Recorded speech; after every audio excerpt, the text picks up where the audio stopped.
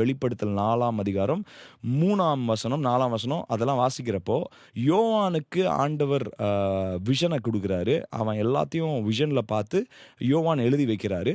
So அதுக்கும் இந்த பப்புக்கும் டிஸ்கோக்கும் சம்மந்தம் இருக்கிற மாதிரி நீங்கள் ஃபீல் பண்ணலாம்.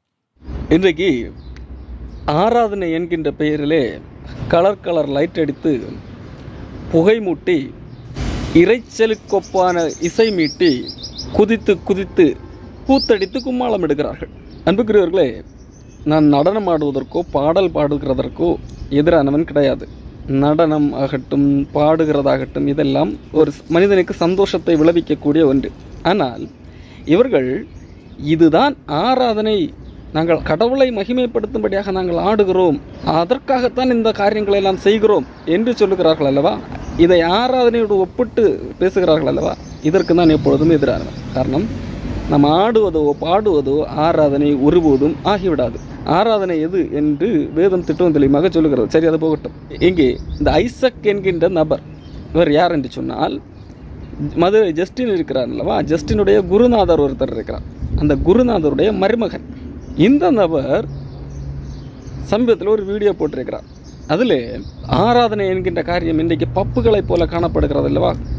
கலர் லைட் எடுத்து மனிதன் என்ஜாய் செய்வதற்கு ஏதுவாக கலர் லைட் அடித்து புகை மூட்டி மிகுந்த இறைச்சலுக்கு ஒப்பாக, அதாவது பாடலுடைய சத்தமே கேட்காது, இசையை மேலோங்கி நிற்கும், அதுவும் மிகுந்த இறைச்சலாக இருக்கும். அப்படி நடத்துகிறார்கள் அல்லவா ஆராதனை என்று சொல்லி, அதை நியாயப்படுத்துவதற்காக வேதாகமத்திலிருந்து சில வசனங்களை மேற்கோள் காட்டியிருக்கிறார். நாங்கள் ஏன் இப்படி பப்புலே செய்வதைப் போல நாங்கள் நடந்து கொள்கிறோம் தெரியுமா, அப்படி ஆராதிக்கிறோம் தெரியுமா என்று சொல்லி ஒரு விளக்கத்தை கொடுத்திருக்கிறார். அதில் அவர் கூறியிருக்கிற காரியம், வெளிப்படுத்தின விசேஷம் 4ஆம் அதிகாரத்திலிருந்து சில வசனங்களை மேற்கோள் காட்டியிருக்கிறார். வெளிப்படுத்தின விசேஷம் 4ஆம் அதிகாரத்திலே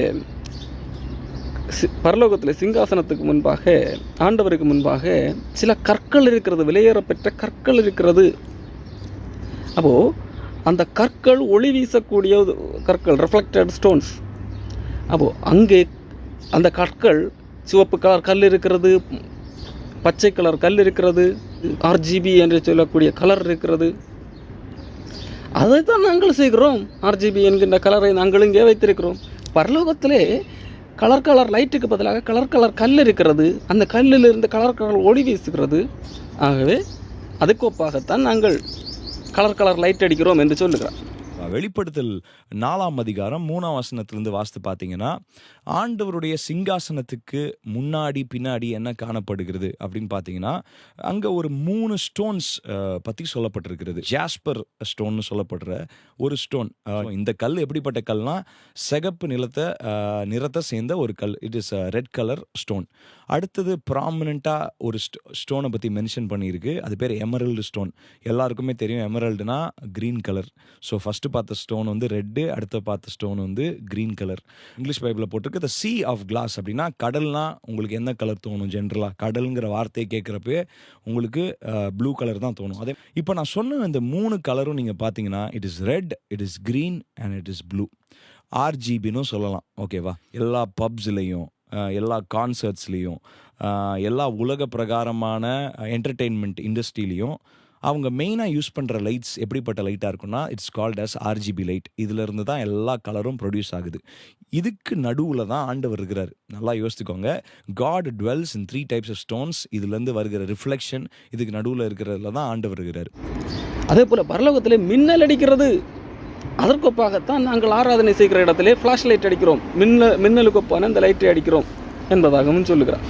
இன்னொரு லைட்டை பற்றி நான் சொல்கிறேன். ஸ்ட்ரோப் லைட்னு சொல்லுவாங்க. ஸ்ட்ரோப் லைட்னா பளிச்சுன்னு கண்ணில் அடிக்கிற மாதிரி லைட்ஸ் அடிக்கும். இது வந்து பாரில், மற்ற கான்சர்ட்ஸில் எல்லாத்தையும் பார்க்கலாம். ஓகே, இங்கே சிங்காசனத்துக்கு பின்னாடி ஒரு பெரிய இடி முழக்கம் இருக்கும். அங்கே மின்னல்கள் இருக்குமா. ஆண்டவர் உட்காந்துருக்கிற சிங்காசனத்துக்கு பின்னாடி ஒரு பெரிய இடி முழக்கம் இருக்கும். அங்கே லைட்னிங் இருக்கும். லைட்னிங்னா மின்னல் வந்து கண்டினியூஸாக விழுந்துகிட்டே இருக்கும். இந்த மின்னலை ரெப்ளிகேட் பண்ணுறது தான் ஸ்ட்ரோப் லைட்ஸ். இது தான் நீங்கள் எல்லா இடத்துலையும் பார்க்கலாம். எல்லா டிஸ்கோ, எல்லா பப்பு, எல்லா இடத்துலையும் பார்க்கலாம். ஸோ லைட்டிங்கை நம்ம பார்த்து முடிச்சிட்டோம். அடுத்ததாக பரலோகத்தில் இடி இடிக்கிறது, இடி உண்டாக்குற சத்தம் கேட்கிறது. அதற்கொப்பாகத்தான் நாங்கள் சப்வூஃபர் பயன்படுத்துகிறோம். அந்த பரலோகத்தில் இடிக்கிற இடிதான் நாங்கள் பயன்படுத்துகிற சப்வூஃபர்.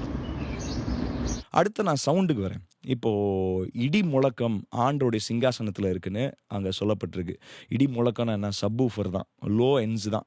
இடினாலே டும்னு தான் கேட்கும், ரொம்ப ஸ்க்ரீச்சியாக இருக்காது. சப்வூஃபர் மாதிரி. சப்வூஃபரை நம்ம சர்ச்சில் போட்டால் எல்லோரும் என்ன சொல்கிறாங்க, என்னடா பப்பில் இருக்கிற மாதிரி கும்மு கும்முன்னு போட்டுட்ருக்கிறீங்களா, ஆண்டவருக்கு எப்படி மகிமை போவோம், நீங்கள் உங்களுக்கு தான் மகிமையை சேர்த்துக்கிறீங்க அப்படிலாம் சொல்கிறாங்க. இல்லை, ஆண்டவரை ஆராதிக்கிற இடம், அங்கே ஆண்டோடைய சிங்காசனம் இருக்கிற இடத்துல இடி முழக்கம், தண்டர் இருக்குது. ஸோ பேசிக்காக ஆண்டவர் எந்த இடத்துல தெரியுமா வீட்டு இருக்கிறாரு? ஒரு நாய்ஸி லவுட் என்வாயர்மெண்ட்டில் தான் அவர் இருக்கிறாரு. அதே போல இவர்கள் புகை போடுவதற்கும் ஒரு காரணத்தை சொல்லுகிறார்கள். ஸ்மோக்கை பற்றி சொல்ல மறந்துட்டேன். ஆண்டவர் சீனாய் மலையில் மோசையோட அவர் பேசும்பொழுது அங்கே அந்த மலை முழுவதும் ஆண்டோடைய மகிமையால் மூடி இருந்துச்சு. It was cloudy. ஒரு பயங்கரமான காற்று அடித்தது. It was cloudy. ஓல்ட் டெஸ்டமெண்ட்டில் கூட ஆண்டவர் எங்கே மேனிஃபெஸ்ட் ஆகுறாரோ அந்த இடத்துல ஒரு புகை மூட்டம் காணப்பட்டுச்சு. இது உண்மையிலே பரலோகத்தில் இப்படித்தான் இருக்கிறது. நாங்கள் இப்படி பப்பிலே செய்கிறதை போன்றதுதான் பரலோகத்திலும் காணப்படுகிறது. அதை சாத்தான் எடுத்து பயன்படுத்தி கொண்டிருந்தான். நாங்கள் இப்பொழுது அதை சாத்தானிடத்திலிருந்து பிடுங்கி நாங்கள் பயன்படுத்துகிறோம் என்பதாக சொல்லுகிறோம். இதையெல்லாம் சாத்தான் திருடி வச்சுருந்தான்.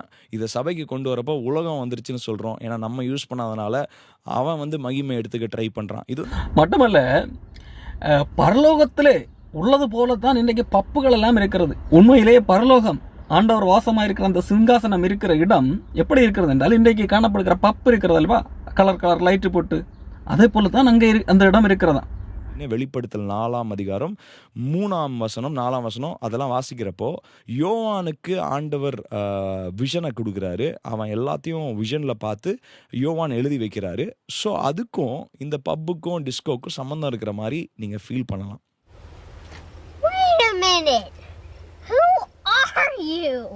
யோவானுக்கு ஆண்டவர் விஷனை கொடுக்குறாரு. அவன் எல்லாத்தையும் விஷனில் பார்த்து யோவான் எழுதி வைக்கிறாரு. ஸோ அதுக்கும் இந்த பப்புக்கும் டிஸ்கோக்கும் சம்மந்தம் இருக்கிற மாதிரி நீங்கள் ஃபீல் பண்ணலாம். வெளிப்படுத்தின விசேஷம் 4ஆம் அதிகாரத்தில் சொல்லப்பட்ட அந்த நிகழ்வுக்கும் பப்புக்கும் சம்பந்தம் இருக்கிறதாக எந்த நல்ல கிறிஸ்தவர்களும் ஃபீல் பண்ண மாட்டாங்க. நாங்கள் ஃபீல் பண்ண முடியல. உன் இச்சைக்கு ஏற்ப நீ ஃபீல் பண்ணுறேன்னு சொல்லு. பரலோகத்தை அப்படியே சாத்தான் காப்பி எடுத்து தான் இந்த பப்புகளில் எல்லாம் இந்த மாதிரி செய்து விட்டானா. ஆகவே நாம் அதை பயன்படுத்த வேண்டியவர்கள் அவன் சாத்தான் திருடி கொண்டு போய்விட்டான் என்பதாக சொல்லுகிறான். ஸோ ஆப்டான வர்ஷிப்பில் இந்த கலர் லைட்ஸ் எல்லாம் டெக்னிக்கலாக இருந்திருக்கணும். நம்ம யூஸ் பண்ணாதனால சாத்தான் எடுத்துன்னு போய் அவன் மகிமைக்காக வெளியே யூஸ் பண்ணிருக்கிறான். எவ்வளோ ஒரு முட்டாள்தனமான பேச்சு. பப்புகள் இன்றைக்கு குடித்து வெறித்து ஆடுகிற இந்த களியாட்டுகள் செய்கிற இந்த பப்புகள், டான்ஸ் கிளப்புகள், அங்கே இருட்டாக இருக்கும். இருட்டிலே மெலிசாக கலர் கலர் லைட்டு போடுவார்கள், பாட்டு போட்டு ஆட்டமாடுவார்கள். பரலோகம் இதே போலவாக இருக்கிறது. யோவான் கண்ட தரிசனத்திலே அங்கே 3 கல்லை எல்லாம் யோவான் பார்க்கவில்லை. 3 கலரில் RGB கலரில் கல் இருக்கிறது என்றெல்லாம் யோவான் பார்க்கவில்லை.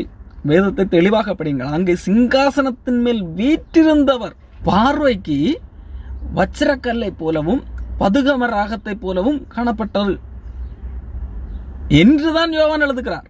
அங்கே ஒளி வீசுவதற்காக ஆண்டவர் 3 கல்லை எல்லாம் எடுத்து வைக்கவில்லை. அங்கே 3 கல் இருக்கிறது, அங்கே எப்பொழுதும் ஒளி வீசி கொண்டிருக்கணும். டிஸ்கோத்தை ஆடுகிறது போல கலர் கலர் லைட்டு மாறி மாறி வீசி, அந்த மாதிரி எல்லாம் பரலோகத்தில் இல்லை. அங்கே மிகவும் பிரகாசமான இடம். இந்த பப்பிலே காணப்படுகிறது போல, அல்ல இவர்கள் பப்பை பார்த்து கூத்தடிக்கிறது, இந்த இருட்டிற்குள்ளாக கடந்து கூத்தடிக்கிறதை போல அப்படி பரலோகம் இல்லை. அது மிகவும் பிரகாசமாக இருக்கிறது. அங்கே யோவான் தரிசனத்திலே பார்க்கின்ற போது சிங்காசனத்திலே வீற்றிருந்தவர் பார்வைக்கு வச்சரைக்கல்லை போலவும் பதுமராகத்தை போலவும் இருந்தார். அந்த சிங்காசனத்தை சுற்றி வானவில் இருந்தது. அந்த வானவில் பார்ப்பதற்கு மரகதத்தை போல இருந்தது. அது பச்சை கலர் போன்ற தோற்றத்திலே இருந்தது. அங்கே சிங்காசனத்துக்கு பின்பாக இடி முழக்கங்களும் மின்னல்களும் வந்தது. அப்போ இது கடவுளுடைய வல்லமையை அல்லது கடவுளுடைய மகிமையை குறிப்பதற்காக சொல்லப்பட்டது. மாறாக அதை பார்த்து நீங்கள் இப்படி பண்ணுங்கள் என்கிறதற்காக சொல்லப்பட்டதில்லை. இதே போல நீங்கள் கலர் கலர் லைட்டு போடுங்கள், புகை மூட்டுங்கள், இடி முழக்கத்துக்கு சஃபூவர் கொண்டு வையுங்கள், இப்படியெல்லாம் சொல்லவில்லை. அப்படி சொல்லியிருந்தால் அப்போஸ்தலர்கள் அன்றைக்கே செய்திருப்பார்களே. அப்போஸ்தலர்கள் என்ன முட்டாள்களா? இவர்கள் தான் பெரிய புத்திசாலிகளா? இவர்கள் தங்கள் இஷ்டத்துக்கு எது வேண்டுமானாலும் செய்து எக்கேடு கட்டு போகட்டும். ஆனால் அதற்கு சம்பந்தமே இல்லாத வசனங்களை எடுத்து தங்கள் செயலுக்கு முட்டு கொடுப்பது அருவருக்கத்தக்கது, கேவலமான ஒன்று. உண்மையிலே பரலோகத்திலே காணப்படுகிறது, வெளிப்படுத்தின விசேஷம் 4ஆம் அதிகாரத்திலே காணப்படுகிற அந்த காரியத்தை நாங்கள் எடுத்து பயன்படுத்துகிறோம். என்று சொல்லுகிறார்கள் அல்லவா? வெளிப்படுத்தின விசேஷம் 4ஆம் அதிகாரத்தை இவர்கள் தெளிவாக எடுத்து படிக்கட்டும். அங்கே மூப்பர்கள் எப்படி ஆராதிக்கிறார்கள்? பயபக்தியோடு வணக்கமாய் சாஷ்டாங்கமாய் விழுந்து தொழுது கொள்ளுகிறார்கள் என்று சொல்லப்பட்டிருக்கிறது. அப்போ இவர்கள் அதே போல வணக்கமாய் விழுந்து சாஷ்டாங்கமாக விழுந்த வணங்குகிறார்கள்? இல்லை. இவர்கள் குதித்து ஆடி காடி தங்கள் சந்தோஷத்திற்காக, தங்களுக்கு அல்ப நேரம் கொஞ்ச நேரம் சந்தோஷம் கிடைப்பதற்காக, ஒரு 2 மணி நேரம் சந்தோஷம் கிடைப்பதற்காக இவர்கள் நல்ல உற்சாக பானம் அருந்தி ஆடுகிறார்கள். இதை பரலோகத்தில் இப்படித்தான் ஆராதனை என்று சொல்லுகிறார். trying to replicate the throne room worship. சிங்காசனத்தில் ஏறெடுக்கப்படுகிற ஆராதனையை நம்ம அப்படியே ரெப்ளிகேட் பண்றோம். எவ்வளவு முட்டாள்தனம்! பரலோகத்திலே அதே 4ஆம் அதிகாரத்தில் தான் சொல்லப்பட்டிருக்கிறது. அவர்கள் எப்படி ஆராதித்தார்கள்? பயபக்தியோடு வணக்கமாய் விழுந்து என்று சொல்லப்பட்டிருக்கிறது. அங்கே ஆடவில்லை, பாடவில்லை, குதிக்கவில்லை, கலர் லாற்றி போட்டு எல்லாம் செய்யவில்லை. அப்போ ஆண்டவர் இயற்கையாக தன்னுடைய மகிமையை காண்பிக்கிறார். ஆனால் இவர்கள் செயற்கையாக லைட்டு போட்டு பரலோகத்தில் இங்கே கொண்டு வருகிறார்களாம். இவர்கள் செயற்கையாக ஒரு புகை போட்டால் அது கடவுளுடைய மகிமை ஆகிவிடுமா? சிவப்பு கலர் லைட்டு போட்டால் உடனடியாக சிங்காசனத்தில் வீற்றிருந்தவருடைய மகிமைக்கு ஒப்பான மகிமை இங்கே வந்து விடுமா? அங்கே நிஜமான மின்னல் அடித்தது. யோவான் பார்க்கும்போது நிஜமாக மின்னல் அடித்தது, இடி இடித்தது. இப்போ இவர்கள் சப்போவர் வைக்கிறது அது நிஜமான மின்னல் இடியா?